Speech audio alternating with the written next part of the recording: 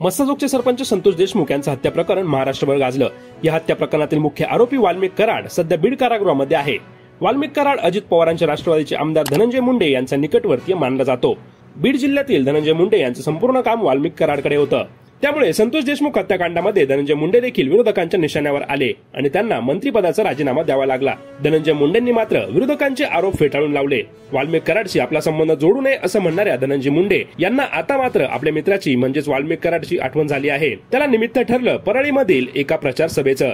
परळीमधील प्रचार सभेमध्ये बोलताना एक व्यक्ती आपल्या सोबत नाही याची जाणीव आहे असं धनंजय मुंडे यांनी म्हटलं आहे। परळीमधील जगमित्र या कार्यालयाबाबत बोलताना धनंजय मुंडेंनी ही आठवण काढली।